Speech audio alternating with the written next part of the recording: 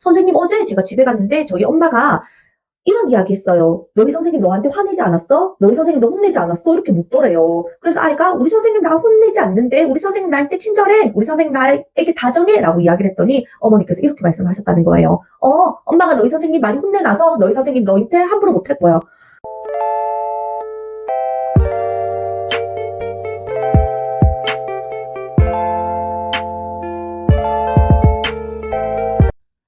반갑습니다. 방보르기니까 간다. 방보르입니다. 잘 지내셨나요? 오늘은 제가 유치원에서 근무를 했을 때 한 학부모님의 이야기를 들려드릴까 합니다. 학기 초였고 차량 지도를 나가셨던 선생님께서 너무 표정이 안 좋게 교무실로 들어오시는 거예요. 그리고는 조금 울먹거리면서 이런 말씀을 하셨어요. 원감 선생님, 오늘 사실 차량 지도하는 과정에서 기분 상하는 일이 있었어요. 라고 이야기를 하시는 거예요. 무슨 일이 있었어요? 하고 선생님께 여쭤보았죠. 학기 초였고, 촬영 시간에는 사실 다양한 변수가 발생이 되긴 됩니다. 어떤 변수가 발생을 하냐. 학기 초에 아이들이 유치원에 오지 않겠다고 도망가는 친구들도 있어요. 그러면 우리는 그 친구들 부모님들이 아이들 데려다가 차량 태우는 시간 아니면 뭐 그날의 날씨 상황, 그날 교통 상황 아니면 요일에 따라서도 차량 시간은 사실 정확한 시간을 맞추기가 쉽지 않아요. 그래도 최선을 다하죠. 하지만 마음만큼 그렇게 쉽지는 않습니다. 그날도 학기 초였고 차량 시간이 부모님께 안내드릴 시간보다 2분에서 3분 정도쯤 늦게 도착을 했습니다. 선생님께서는 늦게 도착하였음을 사과드리면서 차에서 내리셨대요. 그런데 어머니께서 화를 내시는 거예요. 선생님, 지금 정해주신 시간보다 2분이나 늦은 거 혹시 알고 계세요? 이렇게 할 거면 차량 시간을 왜 통제하시죠? 이렇게 마음대로 오실 거면 왜 차량 시간을 알려주시는 거예요? 하고 막무가내로 화를 내시더랍니다. 그래서 선생님께서는 다음 코스 차량을 위해서 그리고 아이들이 보고 있다고 하는 그런 시선으로 인해서 마냥 죄송하다고 인사를 드리고 차에 올라탔다고 하시더라고요. 그리고는 많이 울적해 하셨어요. 그래서 선생님을 위로하고 그렇게 일이 마무리되는 줄 알았습니다. 그런데 다음 날에는 차량 시간이 평소보다 5분 정도 좀 빨리 도착을 한 거예요. 그랬더니 어머니께서 이번에는 빨리 도착했다고 화를 내시는 거예요. 이렇게 빨리 도착을 하면 저 너무 부담스러워요. 어떻게 하라는 말씀이세요? 저보고 지금 더 빨리 나와서 기다리라는 말씀 암묵적으로 하시는 거예요? 이런 식으로 또 이야기를 하시는 겁니다.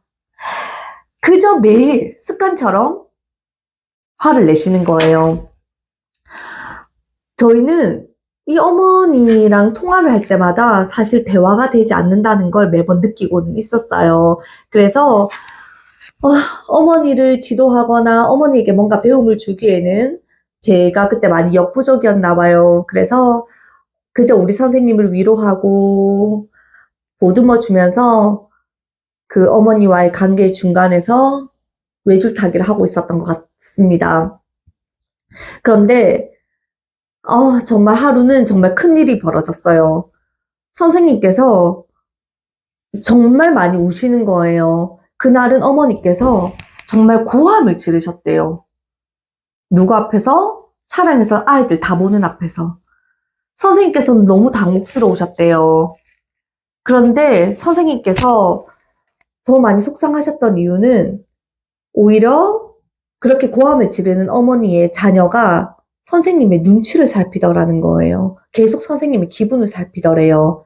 선생님의 기분을 왜 살폈을까요? 나는 우리 선생님을 너무 좋아하는데, 그리고 우리 선생님은 나를 너무 좋아하는데, 우리 엄마가 우리 선생님에게 이렇게 화를 내네? 그래서 앞으로 우리 선생님이 나를 좋아하지 않으면 어떻게 하지? 하는 염려스러운 눈빛으로 선생님을 바라보더랍니다. 너무나 훌륭하셨던 우리 선생님은 그 아이의 표정이 너무 마음 아프시더래요. 그래서 오히려 그 아이에게 더 친절하게, 더 다정하게, 더 많이 안아주었다고 해요.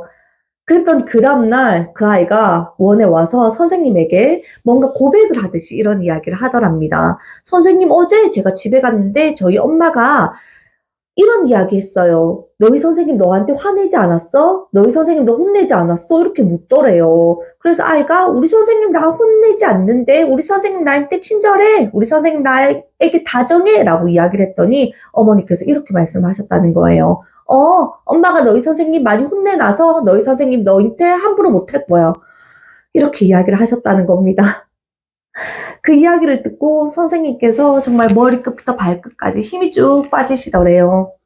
아, 내가 교사로서 그 중심을 지켰던 것이 이 부모님에게는 대체 어떻게 비춰진 거야 하는 자괴감이 들었다고 이야기를 하더라고요. 그렇게 그 어머니는 변화되지 않으셨고 한결같으셨어요. 그런데 시간이 흘러 엄마의 화내는 모습이 너무나 당연해진 어느 날이었습니다.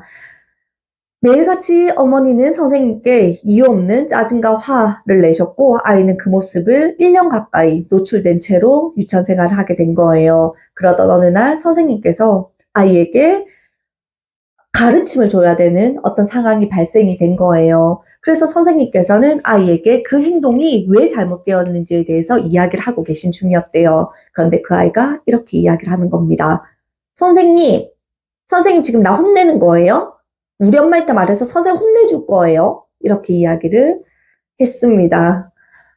어떠세요? 처음에는 아이가 엄마가 선생님에게 화를 내는 것에 대해서 뭔가 자기가 죄책감을 가지고 갔어요. 그런데 나중에는 익숙해져 버린 거죠. 그리고는 선생님이라는 존재를 우리 엄마가 혼낼 수 있는 존재라고 포지션을 잡아버린 겁니다.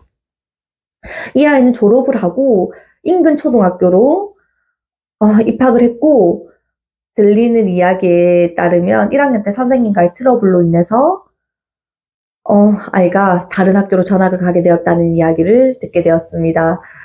어떤 생각 드세요?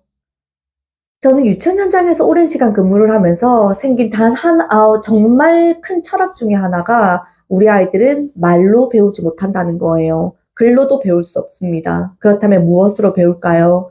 우리 아이들은 부모의 삶의 모습을 보고 배워나갑니다. 우리 부모가 하는 모습을 보고 살아가는 삶의 모습과 태도, 행동을 보고 배워나간다는 거예요. 무섭지 않으세요, 부모님? 저는 사실 그 부분이 참 무섭더라고요. 그 진실을 알게 되고 그 진리를 깨닫게 된 후에는 그냥 저의 모든 행동과 태도, 삶을 대하는 방식 등을 우리 아이가 보고 있다는 생각이 조금은 무섭게 느껴지기도 하였습니다. 부모라는 존재가 교사를 어떻게 바라보아야 할까요? 부모가 교사를 신뢰하지 않아요. 믿지 않습니다. 존경하지 않아요. 그렇다면 우리 아이들 과연 교사를 존중할 수 있을까요? 존중하지 않는 사람이 나에게 건네주는 배움을 과연 우리 아이들이 내 것으로 받아들일 수 있을까요? 선생님을 존중해야죠. 선생님을 신뢰할 수 있어야 됩니다. 선생님을 믿을 수 있어야 하죠. 믿는 사람, 신뢰하는 사람, 그리고 존경하는 사람의 배움은 우리 아이들이 따르려고 노력할 겁니다.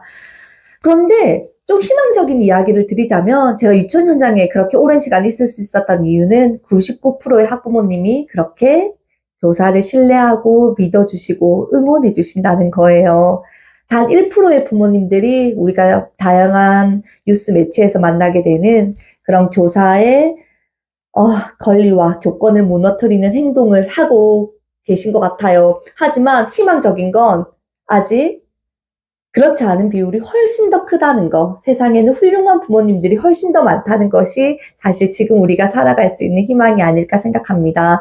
그래서 오늘 제가 드리고 싶은 말씀, 우리 99%에 해당되는 우리 부모님, 우리 앞으로도 우리가 가진 이 한결같은 마음 우리 변치 말자고요. 우리가 선생님을 존경하고 신뢰하고 믿음을 바탕으로 선생님과의 관계를 만들어 나간다면 우리 아이들 부모님의 삶의 모습에서 선생님을 대하는 태도와 방식 배워나갈 거예요. 그렇게 우리 아이들은 선생님이 주는 배움 속에서 더 크게 성장해 나갈 것이라고 믿어 의심치 않습니다.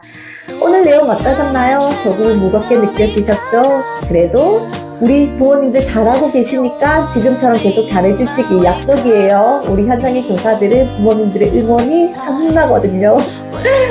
오늘 내용도 좋으셨다면 구독, 좋아요, 알림 설정 부탁드릴게요. 우리 다음 시간에는 재밌는 이야기로 다시 만나요. 감사합니다.